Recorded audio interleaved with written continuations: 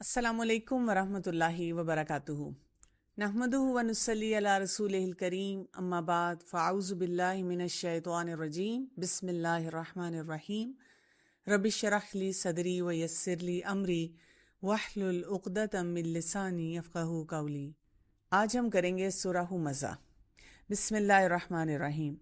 Well لکل ھمزۃ لمزہ الذی جمع مالا وعددہ یحسب ان مالہ اخلدہ۔ سورہ ھمزہ، یہ جب ہم سورت دیکھتے ہیں تو اس میں کچھ ایسے کاموں کا ذکر ہے جو کہ آگ کی طرف لے جانے والے ہیں، اور تھوڑا سا اگر ہم اس کا کنیکشن دیکھتے ہیں پچھلی دو سورتوں سے، کیونکہ ایک خوبصورتی جو کہ قرآن پاک میں ہمیں محسوس کرنی چاہیے، اس کو اکنالج کرنا چاہیے، اس کو چیرش کرنا چاہیے، اس کو سمجھنا چاہیے، اس پہ ریفلیکٹ کرنا چاہیے، وہ یہ ہے کہ placing of each and every word in Quran is special۔ یعنی اگر آپ اس لفظ کو ہٹا کر اس کی جگہ کوئی اور لفظ رکھتے ہیں، یا یہ کہ اس لفظ کو اسی جو آیت ہے یا اسی جملے میں آگے پیچھے کر دیں، تو آپ دیکھیں گے کہ اس کا پورا امپیکٹ جو ہے وہ ختم ہو جائے گا، وہ بات ہی نہیں بنے گی جو جس طرح سے بتائی گئی ہے، جس طرح سے ڈیلیور کی گئی ہے۔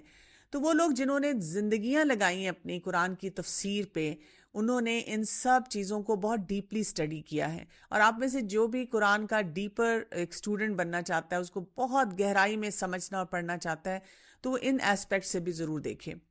دوسری بات یہ کہ ایک آیت کا دوسری آیت سے کنیکشن بھی ہے، وہ بھی آپ جتنی گہرائی میں سمجھتے جائیں گے آپ کو آٹومیٹیکلی پتہ چلے گا۔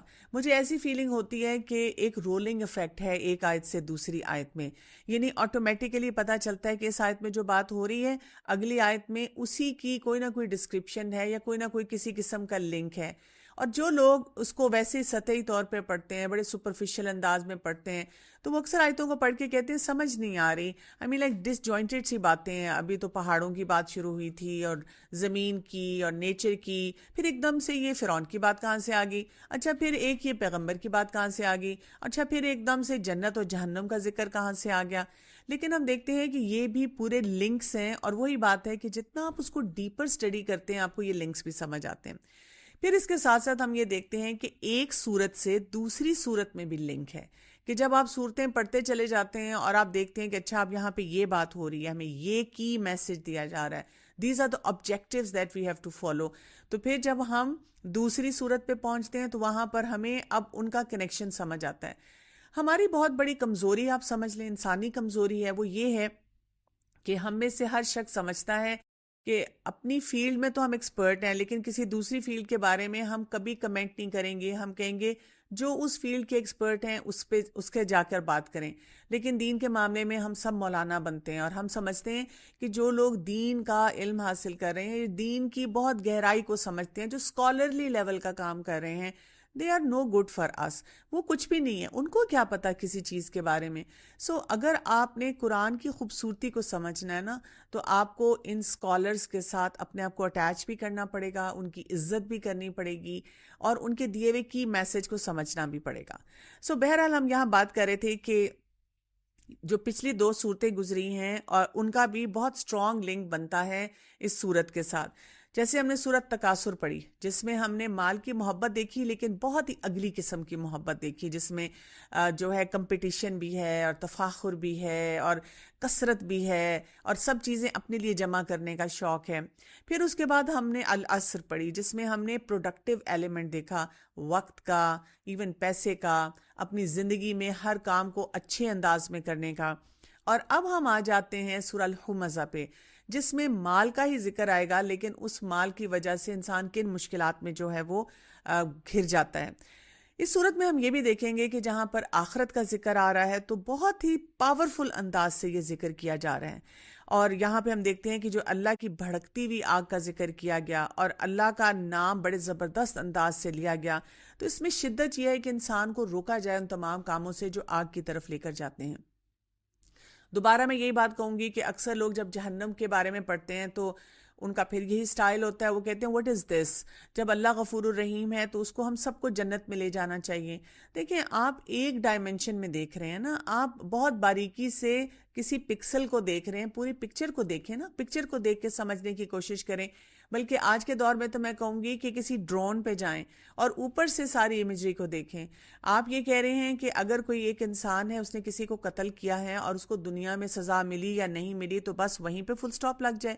آپ یہ کہہ رہے ہیں اگر کسی نے چوری کی ہے، کسی نے کسی کے رائٹ کو انفرنج کیا ہے، اس کو جو ہے بالکل بلڈوز کیا ہے، تو ہم اس کو چھوڑ دیں، ہم اس کو جانے دیں.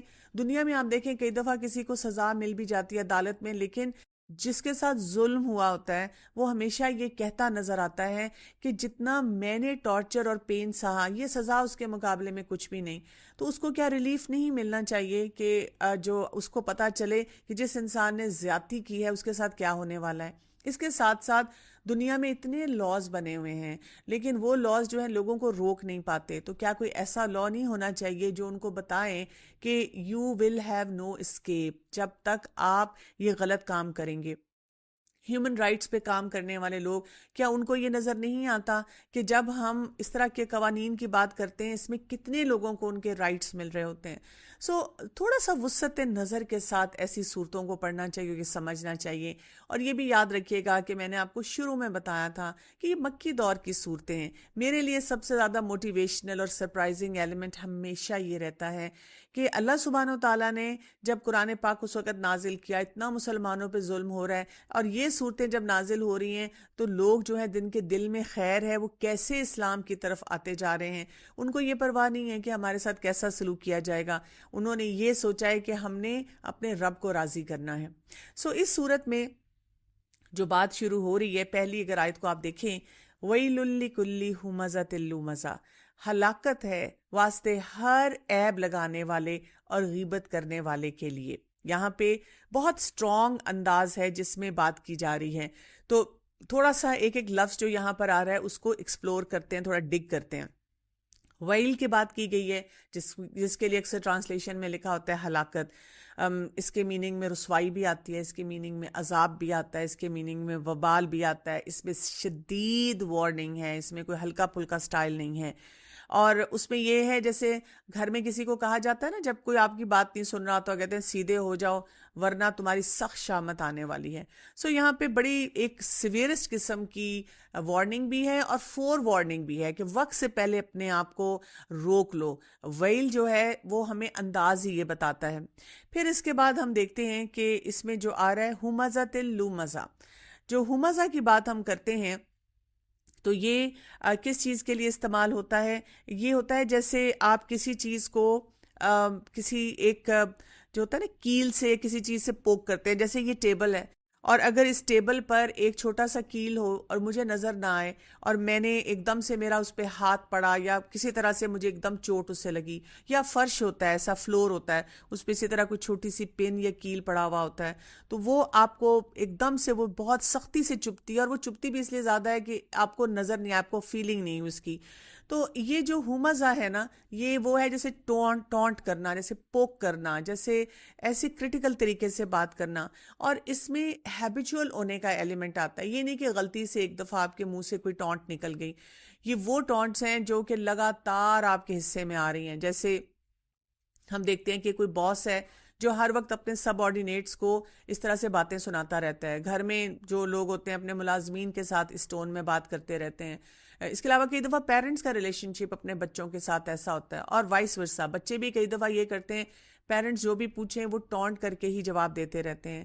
پھر اس کے ساتھ ساتھ اس میں ساس بہو کا تو بہت ایک کلاسیکل منظر ہے نا، جس میں وہ ہر وقت ایک دوسرے کو ٹونٹ کرتی رہتی ہیں اور پوک کرتی رہتی ہیں، اور وہ ہیبیچول ہوتے ہیں اس کام میں. اور اس میں یوز آف باڈی لینگویج بھی بہت زیادہ ہے. تو اب آپ یہ سمجھیں کہ یہ جو ہمزہ سے ہمیں بتایا جا رہا ہے کہ اس سے بہت بڑی ہلاکت ہے، اس سے بہت بڑا نقصان ہے، اس سے ہمیں وارن کیا جا رہا ہے کہ نہ رکیں. تو دنیا میں آپ دیکھ لینا کون کسی کو روک سکتا ہے جو کسی کو لگاتار ٹونٹ کر رہا ہے، لگاتار پوک کر رہا ہے، لگاتار تنگ کر رہا ہے، لگاتار اس کی زندگی میں مزری لے کر آ رہا ہے، سوائے ایسی وارننگ کے جو کہ ڈیوائن اسکرپچر میں ہو، جو ایسی جگہ سے ایسی سورس سے آ رہی ہو جس کو روکا جا سکے. جیسے میں نے آپ کو کہا نا کہ جب ہم ساس بہو کی بات کرتے ہیں وہ ایک بڑا کلاسیکل قسم کا کیس ہوتا ہے جس میں وہ ایک دوسرے کو پوکنگ کی جا رہی ہوتی ہے. اور یوزلی زیادہ تر کیسز میں ہم دیکھتے ہیں کہ ساس سے بہو کی طرف آ رہی ہوتی ہے اور وہ بیٹا بھی بے بس ہو جاتا ہے. وہ کیسے روکے. ایک طرف اس کی بیوی ہے، ایک طرف اس کی والدہ ہے، اس کو یہ نہیں سمجھ آ رہی ہوتی کہ میں ان دونوں میں سے کس کو بتاؤں کہ آپ کس طریقے سے گفتگو کر رہے ہیں. سو یہاں پر ایک مبالغے کا، ایک ایگزیجریشن کا، سپرلیٹو ڈگری کا جو ایک سٹائل ہے وہ اختیار کیا گیا، جس میں بتایا گیا ہے بہت زیادہ بکثرت لان تان کرنے والا انسان. اور یہ وہ شخص ہے جو برائی کو اتنی تکرار کے ساتھ کرتا ہے کہ وہ اس کی عادت بن چکی ہوتی ہے، اسے رہا ہی نہیں جاتا. It's part of his nature. اور بہت ہی زیادہ وہ اشارے کر کے، باڈی لینگویج سے، کئی دفعہ ایون آنکھ کے اشارے کے ساتھ جو ہے وہ وہاں پر اپنے آپ کو لے کر چلتا ہے. اور پھر اس کے بعد اسی آیت میں کیا آتا ہے؟ لومزہ. ہم نے ویل کو دیکھا کہ کتنی بڑی ہلاکت ہے، اس کا ہمیں ایک جولٹ لگنا چاہیے، ہمیں فکر ہونی چاہیے، ہمیں اس وارننگ کو بہت سیریسلی اپنی زندگی میں لینا چاہیے. پھر ہم نے ہمزہ کو سمجھا کہ یہ صرف عام بیک بائٹنگ نہیں ہے، یہ ایک بہت انٹینسو قسم کا، ہیبوچل قسم کا کیریکٹرسٹک ہے جس کے بارے میں بات کی گئی ہے. اور پھر لومزہ، غیبت کرنے والا، جو یہاں پہ ہم دیکھتے ہیں اس میں کیا ہے؟ یہ وہ انسان ہے جو دوسروں میں ہمیشہ فالٹ ڈھونڈتا ہے. اس میں کوئی دیکھتا ہے کہ اس کو میں کہاں سے، اس کی کوئی کمزوری میرے سامنے آئے، کچھ ہاتھ آئے میرے، اور اس چیز سے جو ہے میں اس کو ذلیل کروں، اس کو لک ڈاؤن کروں، اس کو ایکسپلائٹ کروں، اس کو ڈی گریڈ کروں. تو وہ ہر وقت جو ہے اس معاملے میں ہی لگا رہتا ہے کہ میں کیسے کروں. سو ہمزہ جو ہوتا ہے وہ فیل ہوتا ہے، اور لومزہ جو ہوتا ہے وہ ایک کال ہوتا ہے. یعنی ان دونوں کو ہمیں ایک انٹینسو ڈوز کے ساتھ دیا جا رہا ہے کہ ورڈز کے ساتھ بھی وہ دوسروں کے لیے بہت زیادتی کا کام کرتا ہے، اور اس کے ساتھ ساتھ باڈی لینگویج بھی اس کی ایسی ہوتی ہے. کیونکہ کئی دفعہ کچھ لوگ ٹانٹ کرتے ہیں لیکن وہ باڈی لینگویج کو بہت میٹھا میٹھا رکھتے ہیں. کچھ لوگ کیا کرتے ہیں کہ باڈی لینگویج ان کی بری ہو جاتی ہے لیکن الفاظ کا چناؤ وہ اپنی طرف سے کیلکولیٹڈ کر لیتے ہیں. سو اس کیریکٹر کی یہاں پہ بات ہو رہی ہے جو کہ نہ اپنی باڈی لینگویج پہ چیک رکھتا ہے، نہ اپنے الفاظ پہ چیک رکھتا ہے. اور یہ بھی نہیں کہ کبھی اس کو غصہ آیا تھا اور آج وہ غصے کی ویو میں اس نے کوئی بات بول دی. نہیں، کنٹینیوسلی اس کا یہ سلسلہ جو ہے وہ چلتا چلا جا رہا ہے. اب ایسے کیریکٹر کو دیکھ کے انسان سوچتا ہے کیوں ایسا بن گیا نا؟ شاید اس کے اماں ابا نے اس پہ توجہ نہیں دی، شاید اس کے ساتھ زمانے نے بہت دھوکے دیے، بہت ظلم کیا. اکثر تو ہمیں ایسے انسان سے جو ہے ہمدردی ہی ہونا شروع ہو جاتی ہے کہ اچھا بیچارہ ایسا کیوں ہے. اب یہاں پر اس کا ایک روٹ کاز بتایا جا رہا ہے کہ کیوں وہ انسان ایسا ہے. آیت نمبر 2 کو دیکھیے. الذی جمع مالا وعددہ، وہ جس نے جمع کیا مال اور اس نے گن گن کر رکھا اسے. جیسے میں نے آپ سے کہا تھا کہ پورا ایک پروفائل ہے، پورا ایک کیریکٹر سکیچ ہے، اور اس کیریکٹر سکیچ میں ہمیں کیا نظر آ رہا ہے کہ اس کے اندر گریڈ کا ایلیمنٹ اتنا زیادہ ہے کہ وہ پیسوں کو جمع کر کے رکھتا ہے. اور جمع کرنے کا وہ جو ایک انداز بتایا گیا ہے کہ گن گن کر رکھتا ہے. آپ دیکھیں اکثر گھروں میں بچوں کو ہم روکتے ہیں کہ بیٹا گن کے پیسے نہیں رکھنے چاہیے، اس لیے کہ اس سے برکت نہیں رہتی. کئی ہسبینڈ وائف بھی ایک دوسرے کو ایسی نصیحت اور کرتے رہتے ہیں کہ اس طرح گن کے نہ رکھو. لیکن یہ گننے کا مطلب کیا ہوتا ہے؟ گننے کا مطلب ہوتا ہے اس کا فوکس ہی یہ ہے، اب اور آ جائے، اب اور آ جائے، اب کتنا آ گیا، اب کتنا آ گیا. سو وہ سارا دن اس کا فوکس یہ ہوتا ہے کہ میں اپنے بینک بیلنس کو آگے سے آگے بڑھاتا چلا جاؤں. اور اس کو کور ایشو کہا گیا ہے. کور ایشو اس کا کیا ہے؟ پیسہ، محبت پیسے کی بہت زیادہ ہے، اور اس کی وجہ سے اس کی ایک اندر ایک ایکسٹریم سٹنجینس کا نیچر جو ہے وہ آتا جا رہا ہے. اور پھر یہ ہے کہ جو انسان گن گن کے رکھ رہا ہے نا، تو اس کے اندر امبیلنس ہونا شروع ہو جاتا ہے اسپینڈنگ کا. تو آپ دیکھیں کہ جو انسان مٹیریل چیزوں کو ویلیو دینا شروع کر دے، اس کا فوکس اس جگہ سے ہٹ جائے جہاں اس کا ہونا چاہیے، اور اس طرف چلا جائے جہاں اس کا نہیں ہونا چاہیے، تو پھر کیا ہوتا ہے؟ پھر آٹومیٹیکلی آپ کے ریلیشنز جو ہیں وہ سفر کرنا شروع کر دیتے ہیں. اور جب آپ کے ریلیشن سفر کرنا شروع کرتے ہیں تو پھر کیا ہوتا ہے؟ پھر آپ کو ڈے ٹو ڈے جب چھوٹی چھوٹی سچویشنز ہینڈل نہیں کرنی آتی، آپ کے اندر وہ فرسٹریشن بلٹ ہونا شروع ہو جاتی ہے. آپ کے اندر ایک انڈیفرنٹ ایپیتھک ایٹیچیوڈ آنا شروع ہو جاتا ہے. دل میں آپ کے پیسے کی اتنی محبت ہے کہ انسانوں کی ویلیو ختم ہونی شروع ہو جاتی ہے.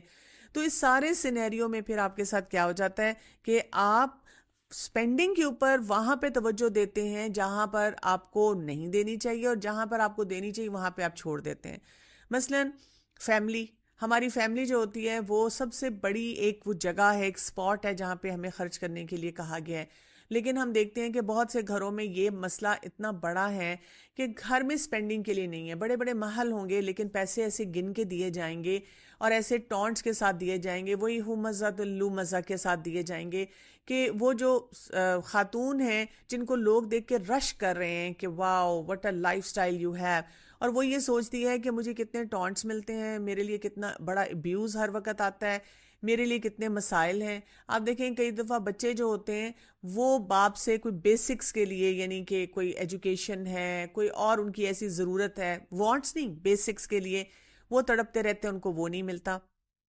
اسی طرح سے آپ دیکھ لیں اولاد جب جوان ہو جاتی ہے اور ان کے والدین ان کے ساتھ رہ رہے ہوتے ہیں, پھر بھی ہم ایسا سین دیکھتے ہیں کہ اتنا کچھ ان کے پاس ہے اور وہ اتنا ایسے سٹائل سے رہ رہے ہیں, لیکن ان کو اپنے بوڑھے ماں باپ کی کسی بھی نیڈ پہ, چاہے وہ میڈیکل نیڈ ہے, چاہے وہ ان کی کپڑے ہیں اور اس طرح کی ضروریات ہیں, ان پہ سپینڈ کرتے ہوئے بڑی سخت تکلیف ہونی شروع ہو جاتی ہے.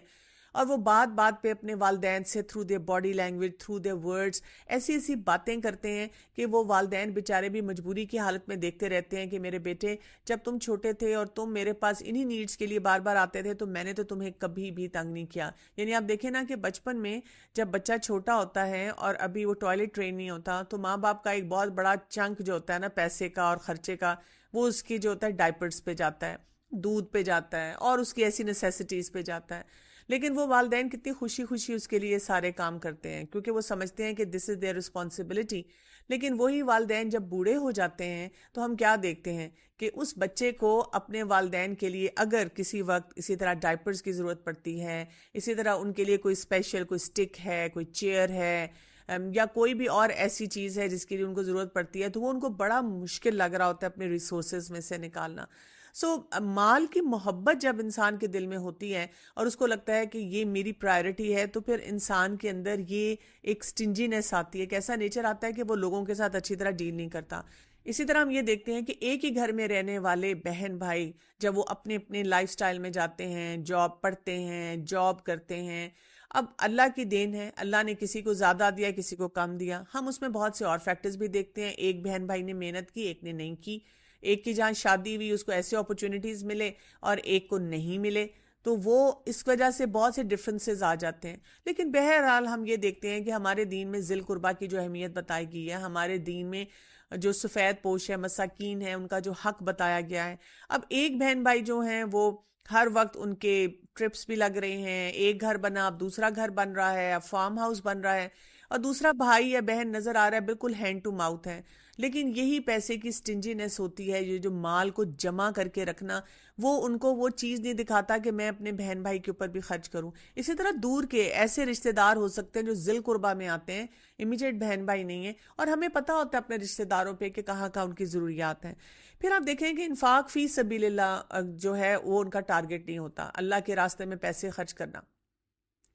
ہم اکثر جو ریلیجس آرگنائزیشنز ہیں ان کو جا کے لمبی لمبی ڈیمانڈز تو دیتے ہیں, آپ ایسی کوئی چیز کیوں نہیں پروڈیوس کرتے, آپ ایسا کوئی کام کیوں نہیں کرتے. دیکھیں آپ کو ایونٹس اپنے ایسے کرنے چاہیے, دیکھیں آپ کو ایسی ایپ بنانی چاہیے, ایسی شوز کرنے چاہیے, ایسی جو ہے بچوں کو انگیج کرنا چاہیے. ہمارے بچے دیکھیں نا ورلڈلی ایجوکیشن میں یہ کچھ کرتے ہیں اور آپ کچھ بھی نہیں کر رہے. تو دیکھیں ہر چیز کے لیے فائنینسز چاہیے ہوتے ہیں, اور جب تک وہ فائنینسز انسان کے پاس نہ ہوں انسان کیسے کوئی کام کر سکتا ہے. تو یہاں پر بھی ہم دیکھتے ہیں کہ یہ لوگ جو مال گن گن کے جمع کرتے ہیں یہ ایسی جگہوں پہ دینے کے لیے بھی تیار نہیں ہوتے. بڑے بڑے کانسرٹس کروا لیں گے, بڑی بڑی ایکٹیویٹیز ایسی پلان کر لیں گے, بڑے بڑے ٹرپس پلان کر لیں گے. اسی طرح اکثر ایسے لوگوں میں یہ ایٹیٹیوڈ بھی آ جاتا ہے کہ اگر کوئی دوسری دفعہ حج کرنا چاہے یا بار بار حج پہ جانا چاہے, اللہ نے اسے توفیق دی ہے, یا عمرہ کرنا چاہے, تو ان کو تو بہت بار بار روکتے ہیں, ان کو بار بار ایسی باتیں سناتے رہتے ہیں, یہی ہو مزہ تلو مزہ کرتے رہتے ہیں کہ دیکھیں جی غریبوں کی شادی کرنی چاہیے, اتنے لوگ ہیں ان کے اوپر چھت نہیں ہے, اور دیکھیں جی لوگ حج اور عمرے کے لیے چلے جاتے ہیں بار بار, کیا ضرورت ہے, میرے پاس تو ایکسٹرا پیسے ہوں تو I will give it for charity only. دیکھیں ہم ان کو تو روکتے ہیں جو دین کا کام کر رہے ہیں, اگر وہ کوئی بھی اپنی ایسی ایکٹیویٹی کرتے ہیں جس سے ان کا ایمان بڑھتا ہے, یا یہ کہ ان کے اندر ایک وہ اللہ سے کنیکشن جو ہے وہ ایسا اسٹرانگ ہوتا ہے کہ وہ اور زیادہ بوسٹ کے ساتھ کام کر لیں. لیکن ہم ان کو تو نہیں کبھی بھی کوئی تانا مارتے جو 15 ایونٹ ایک شادی پہ پلان کرتے ہیں, اور ایک ایونٹ پہ اتنا لیوش سب کچھ کیا جاتا ہے, کروڑوں میں پیسہ لگایا جاتا ہے. لاکھوں میں وہاں پہ پھولوں کی ارینجمنٹ ہوتی ہے جس کو بس اس ایونٹ کے بعد چند گھنٹوں کے بعد پھینک دیا جاتا ہے. ان کو تو ہم کبھی نہیں کہتے کہ سنیں آپ یہ اتنے پھول نہ لگائیں، یہ کسی غریب انسان کو دے دیں. ہر سال وہ کہیں نہ کہیں جاتے ہیں، اب انہوں نے یہاں کا ٹرپ لگانا ہے، اب انہوں نے اتنے سٹار ہوٹل میں ٹھہرنا ہے، اب انہوں نے اس طرح سے انجوائے کرنا ہے، اب انہوں نے اس چیز کی تھرل میں جانا ہے، اب وہ اپنے گھر کی رینوویشن اس طرح کر رہے ہیں. ان میں سے کسی کو نہیں سمجھایا جاتا، کسی کو گائیڈ نہیں کیا جاتا. لیکن جو بھی فی سبیل اللہ کام کر رہا ہے یا اپنے لیے کوئی انرچمنٹ ایمان انرچمنٹ پروگرام بنا رہا ہے تو اس کو بہت سے ایسے پوک کر کے مشورے دیے جاتے ہیں. پھر اسی طرح سے کوئی بھی نیڈی ہمارے پاس آ جائے، کچھ لوگ ایسے ہوتے ہیں کہ اللہ نے ان کو ہمیں وسیلہ بنایا ہے کہ ہم ان کی مدد کریں.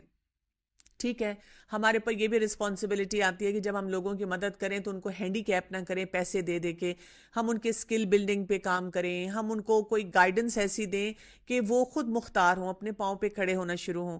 لیکن بہرحال کچھ لوگ ایسے ہوتے ہیں ہمیشہ ہمارے سرکل میں جو بہت نیڈی ہوتے ہیں اور ان کو ضرورت ہوتی ہے، لیکن یہ جس کے اندر مال جمع کرنے کا ایک ایٹیچیوڈ آ جاتا ہے وہ ان کو بھی کوئی ویلیو نہیں دیتے. اور اسی طرح صدقہ جاریہ، یہ تو ہمارا کانسیپٹ ہی نہیں ہوتا کہ ہم کس طرح سے آگے چلیں. اب ہم دیکھتے ہیں کہ آیت نمبر 3 میں اس کو فردر ایکسپلین کیا گیا ہے کہ یہ جو مال جمع کرنا ہے اس کے ساتھ کیا مائنڈ سیٹ آنا شروع ہو جاتا ہے. اس میں آتا ہے یحسب ان مالہ اخلدا. یہ سمجھیں ذرا، وہ سمجھتا ہے کہ بے شک مال اس کا ہمیشگی بخشے گا اسے، یعنی وہ اس مال کی بنیاد پر ہمیشہ ہمیشہ رہنے والا ہے. کتنی غلط قسم کی ریلائنس ہے اس کی. اور ہم دیکھتے ہیں کہ دنیا میں جن لوگوں نے بھی ایسی ہی ریلائنس رکھی ہے ان کو کیا فائدہ ہوا. مثلاً آپ دیکھیں کہ ہم فرعون کو دیکھ لیتے ہیں جو اپنے آپ کو ایک بہت بڑا بادشاہ تھا اور اپنے آپ کو خدا بھی کہتا تھا، اور وہ یہی سمجھتا تھا کہ میں ہمیشہ یہاں رہوں گا. جب موسیٰ علیہ السلام جا کر اس کو اللہ تعالیٰ کے بارے میں بتاتے تھے تو وہ کیسی باتیں کرتا تھا. وہ اپنے دربار میں کہتا تھا ہنس ہنس کے ٹونٹ کر کے کہ ہاں ذرا ایک سیڑھی لگانا اور میں اوپر چڑھ کے اس پہ اس کے موسیٰ کے خدا کو دیکھوں، موسیٰ کے رب کو دیکھوں. اور اس قسم کی باتیں کر کے وہ ایک جوکنگ کا سٹائل اور موکنگ کا سٹائل جو تھا وہ اس کا لگاتار چلتا رہتا تھا. قارون کو دیکھ لیں، قارون کے بارے میں آتا ہے کہ he was one of the richest man on the face of the earth، اور اس کا ایک بہت بڑا کیروان آتا تھا جو کہ صرف انہوں نے وہ کنجیاں، وہ چابیاں اٹھائی ہوئی ہوتی تھیں جو اس کے خزانوں کے تک جاتی تھیں. لیکن کیا ہوا؟ کیا اس کے اس خزانے نے، کیا اس کے سارے پیسے نے اس کو اینڈ میں فائدہ دیا؟ نہیں، وہ زمین میں دھنس کے رہ گیا. آج کے دور میں بھی آپ دیکھ لیں ہمیں ایسے ایسے گلیمر فگرز نظر آتے ہیں who are very wealthy، اور وہ بہت کچھ کر رہے ہیں لیکن ان پیرامیٹرز کے مطابق پھر بھی اسپینڈ نہیں کر رہے. یعنی باہر آپ سب کچھ کر رہے ہیں، دے رہے ہیں یا مال کو جمع کر رہے ہیں، یا تو دے نہیں رہے، دے رہے ہیں تو پھر وہ آپ کا وہاں پر بھی لوگوں کو ٹونٹ کرنے کا سٹائل جو ہے وہ بڑھتا چلا جا رہا ہے. بات یہ ہوتی ہے کہ جب انسان اپنے آپ کو اس فریم آف مائنڈ میں لے آتا ہے کہ اس نے مٹیریل گین زیادہ کرنا ہے تو یہ بہت بڑا ایک فتنہ بن جاتا ہے. اور اس فتنے میں کیا ہو جاتا ہے کہ انسان کے اندر بہت ایروگنس آ جاتی ہے اور انسان پھر کسی طرح سے حق کو ماننے، حق کو تسلیم کرنے کی ایک صلاحیت کھو دیتا ہے، اور اس کے اندر جو ہوتا ہے وہ start looking down on people. اسی لیے آپ دیکھیں کہ جب ہم بچوں کو پاکٹ منی دیتے ہیں نا گھروں میں تو بچے گنتے ہیں، گن کے رکھتے ہیں، بار بار کئی دفعہ منی باکس کھولتے ہیں یا کہیں رکھا ہوتا ہے پھر گنتے ہیں کہ یہ کتنی ہوگی. تو آپ ان سے ریگولر صدقہ کروایا کریں، ریگولر ان کو کہا کریں کہ آئیڈینٹیفائی کرو کہ کتنے لوگ نیڈی ہیں جن کو ہم دیں. اس کے ساتھ ساتھ یہ بھی بہت زیادہ ضروری ہے کہ جب ہم اللہ کے راستے میں کچھ بھی دیں تو کبھی کسی کو احساس نہ دلائیں. مثلا آپ نے اپنی کسی گھر میں ملازمہ کو یا جاننے والی کو یا کوئی اپنا رشتہ دار بھی ہو سکتا ہے اس کو دیا کچھ، ایون آپ کے کوئی فرینڈ کولیگ ہو سکتا ہے، اور اس کے بعد اس نے آپ کے پاس سے کسی دن ایسے گزر گئی جیسے وہ آپ کو جانتے نہیں. تو ہم کیا کرتے ہیں، کسی اور کے پاس بیٹھ کے کہتے ہیں اللہ تم نے دیکھا اس کی طرف، استغفر اللہ. لوگ کیسے بدل جاتے ہیں. I mean just imagine کہ اس کو اتنی ضرورت تھی اور میں نے اس کی ہیلپ کی، اور پھر ہم پوری لمبی لسٹ وہ بھی ہم گن کے بتاتے ہیں، میں نے اس کو یہ دیا، میں نے اس کو یہ دیا، میں نے اس کا اتنا کیا. and look at her اور look at him. توبہ توبہ، آج کل تو زمانہ ہی نہیں ہے نا کسی کے ساتھ جو ہے کوئی احسان کرنے کا، کسی کا خیال رکھنے کا. میں نے اس کو اتنے پیسے دیے تھے، میں نے اس ٹائم پہ بھی اس کی ہیلپ کی تھی، میں نے اس ٹائم پہ بھی اس کی ہیلپ کی تھی. دیکھیں جو ہم نے کیا تھا نا وہ اللہ کی خاطر کیا تھا تو اللہ ہمیں اس کا اجر دے گا. لیکن اگر ہم نے اس کا سینہ چھلنی کر دینا ہے، اس کو ٹونٹ کر کے اس کو بری حالت کر دینی ہے، لوگوں کو جا کے بتانا ہے، تمہیں لگتا ہے کہ وہ جو اس نے کپڑے پہنے تھے اس کے تھے، میں نے دیے تھے، وہ جو انہوں نے پیسہ لگایا تھا، ہم مدد نہ کرتے تو یہ ان کا کام ہی نہ ہو سکتا، کاروبار ہی ان کا ٹھپ ہو جاتا، وہ اس کے گھر کی چھت تو ہم نے بنوائی تھی۔ تو ہم ان کو بھی ٹونٹ کر رہے ہیں اور لوگوں کے سامنے بیٹھ کے بھی ان کی غیبت کرنا شروع ہو جاتے ہیں۔ تو اس وجہ سے یہ جو مٹیریل گین کے ساتھ مائنڈ سیٹ آنا شروع ہوتا ہے، اس میں کیا آپ کو بس فیم چاہیے، آپ کا ایک ذہنی بگاڑ جو ہے نا وہ بڑھتا جاتا ہے۔ It's like a cancer cell inside you, وہ گرو کرتا ہے اور وہ ایسا کینسر سیل ہے کہ اگر آپ اس کی کیمو ریڈیو تھراپی نہیں کریں گے تو وہ سٹیج 4 تک چلا جائے گا اور پھر اس کے بعد آپ کو کچھ حاصل نہیں ہوگا اس سے۔ اور ایسے لوگ جو ہوتے ہیں وہ کمپلائنٹ نہیں ہوتے، وہ بات سننے کے لیے تیار نہیں ہوتے، اگر کوئی ان کو کچھ بتانے کی کوشش کرے، کچھ سمجھانے کی کوشش کرے، وہ نہیں سننا چاہتے، دوسروں کو اس طرح نیچے دیکھنا شروع کر دیتے ہیں کہ جیسے ہوتا ہے نا کہ وہ کچھ نہ کوئی خامی ڈھونڈتے رہتے ہیں ان میں، اور وہ چاہتے ہیں کہ بس ان کو ہم کچھ نہ کچھ کہتے ہی چلے جائیں۔ یہ جو بات ہوتی ہے اس کی وجہ سے ایک انسان ایک قسم کا ذہنی مریض بن جاتا ہے۔ اسی لیے آپ دیکھیں کہ سرکولیشن آف منی ہماری سوسائٹی، ہمارا جو دین ہے وہ ہمیں بتاتا ہے کہ وہ ہر وقت ہونی چاہیے۔ وہ آپ کی سوسائٹی کو بھی ہیلدی رکھتا ہے اور اس کے ساتھ ساتھ آپ کو as a person, as an individual بھی ہیلدی فریم آف مائنڈ میں رکھتا ہے۔ اور اس کے لیے ہم یہ بھی کہتے ہیں کہ جب ہم کسی کی ہیلپ کرتے ہیں نا، کسی کو دیتے ہیں اور ہیلدی انداز میں دیتے ہیں، تو ہماری باڈی میں ایسے ہارمونز ریلیز ہوتے ہیں جس سے ہمیں ہیپینس ملتی ہے، جس سے ہماری وہ شیئرنگ کر کے ہمیں اچھا لگتا ہے، ہماری سیلف ورتھ جو ہے وہ ہائی ہونا شروع ہو جاتی ہے۔ یوزلی ہم دیکھیں کہ لوگ کس بات پہ کسی کا مذاق اڑاتے ہیں نا، کیونکہ یہاں پہ ہو مزہ لو مزہ کی بات ہوئی ہے۔ لوگ کسی کی مال کم ہونے پہ مذاق اڑا سکتے ہیں، ایون کسی کے زیادہ ہونے پہ بھی مذاق اڑاتے ہیں کہ نئے نئے جی بڑے یہ امیر زادے ہوئے ہیں، خاندان نہیں ہے ان کا کچھ بھی۔ ہم نے پتہ نہیں کیسے لوگوں کے خاندانوں کو، شجرہ نسب کو خود سے اسیس کر لیا اور ان کے بارے میں بات کر لی۔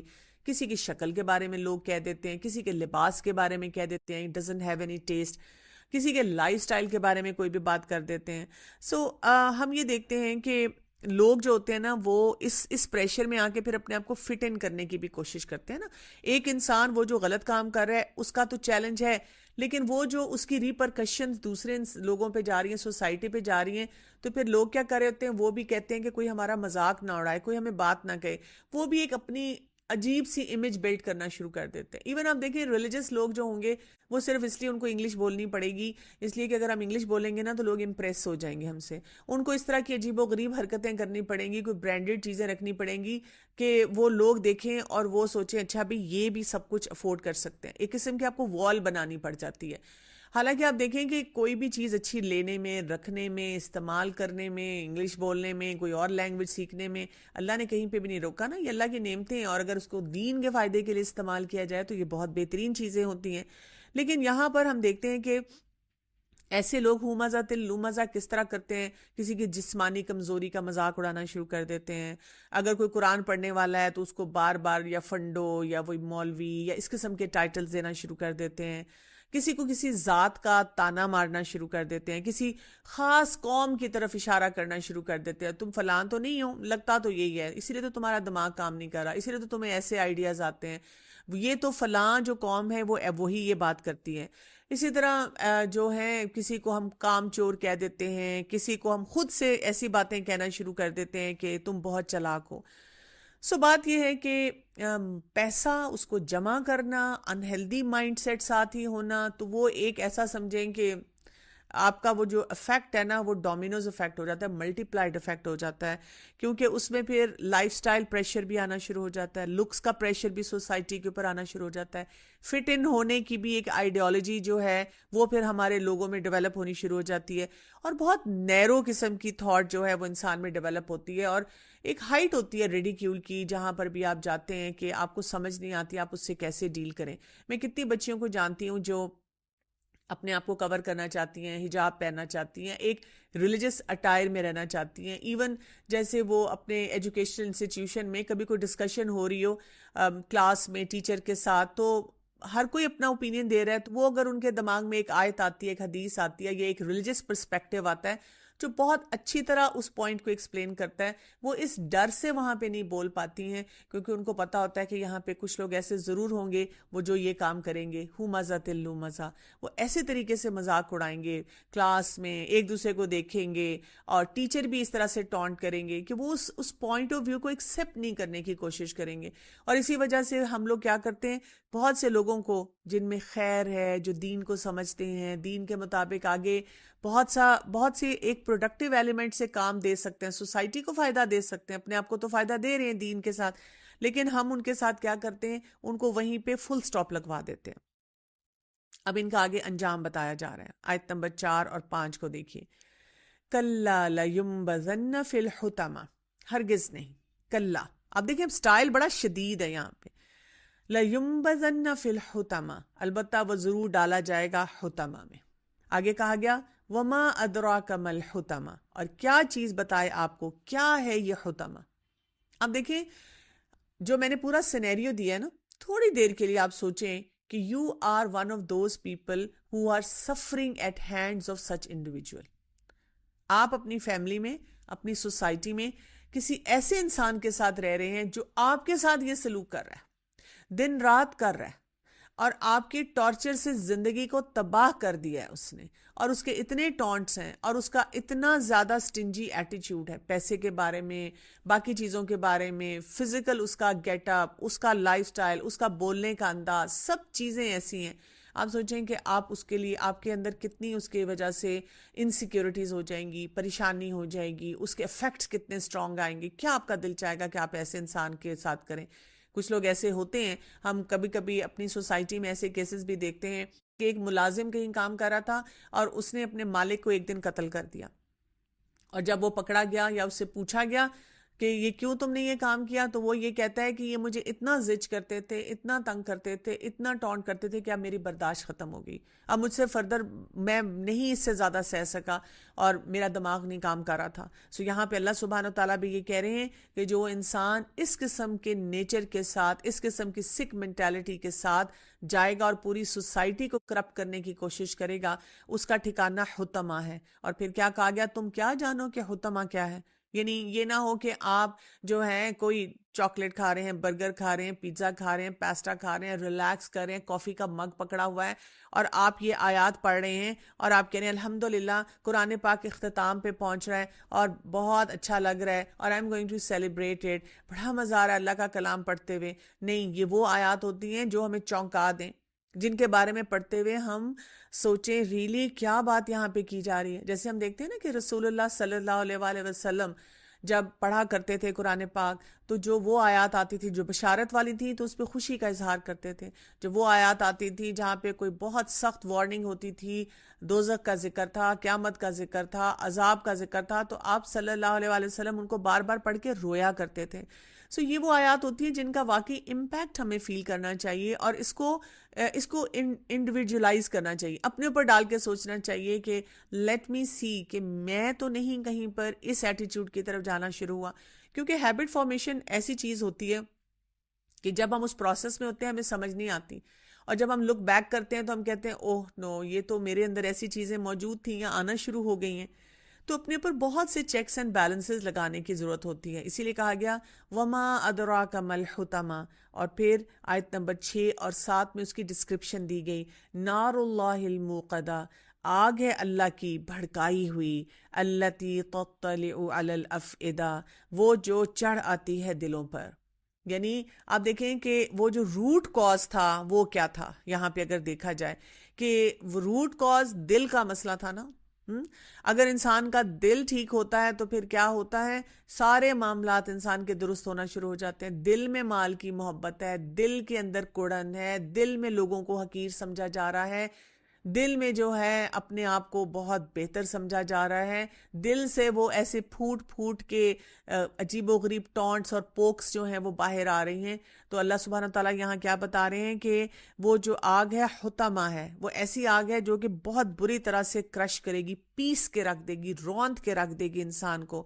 اور پھر اس کی انٹینسٹی پہ فوکس کرایا گیا، اور پھر ہمیں کیا بتایا گیا، نار اللہ الموقدہ، یعنی یہ کوئی چھوٹی چیز نہیں ہے. یہ کوئی ایسی بون فائر نہیں ہے جو کہ آپ نے پریپیئر کی ہے، یا گرل نہیں ہے جو آپ نے باربیکیو کے لیے پریپیئر کی ہے. کئی دفعہ ہم دیکھیں باربیکیو پٹ جو ہے اس کو رکھتے ہیں اور وہ پریپیئر کرتے ہیں، لیکن وہ گوشت اس میں پکتا ہی نہیں ہے. پھر ہم تھوڑی دیر بعد کہتے ہیں چلو جاؤ اندر ہی چولہے پہ پکا کے اس کو لے آؤ.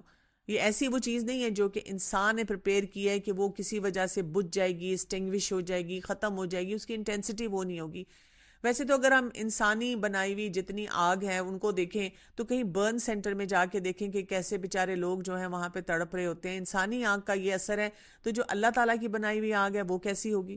یہاں پر ہمیں یہ بات بھی سمجھنی چاہیے جہاں پہ آتا ہے نا نار اللہ الموقدہ. ایسے لوگ جب کہتے ہیں نا کہ میرا تو دل بڑا اچھا ہے جی، میرا تو دل صاف ہے، دراصل پتہ ہے کیا، مجھے نا دکھاوا نہیں آتا، اور جو بات ہوتی ہے میں ٹھا ٹھا ٹھا منہ پہ سب کے مار کے سب کو بلڈوز کرنا آسانی سے جانتا ہوں. مائنڈ نہ کرنا آپ، نہیں ایسی بات نہیں ہے. ہمیں یہ بتایا جا رہا ہے کہ اللہ تعالیٰ نے ہمیں ایک ایٹیچیوڈ دیا، ایک طریقہ دیا ہے کسی بات کو بھی ڈیل کرنے کا. اور مزے کی بات یہ کہ اگر آج کل آپ کسی بھی سائیکالوجسٹ کے پاس جائیں یا کمیونیکیشن اسکل ایکسپرٹ کے پاس جائیں تو وہ آپ کو یہی سارے طریقے بتا رہے ہوتے ہیں جو کہ قرآن میں آئے ہیں کہ ڈیفیکلٹ انسان سے کیسے ڈیل کیا جائے، کریٹیکل انسان سے کیسے ڈیل کیا جائے. اگر آپ نے کسی کو یہ بتانا ہے کہ یو آر ہرٹنگ می، تو آپ اپنے آپ کو آپ اس کو کیسے کنوے کریں.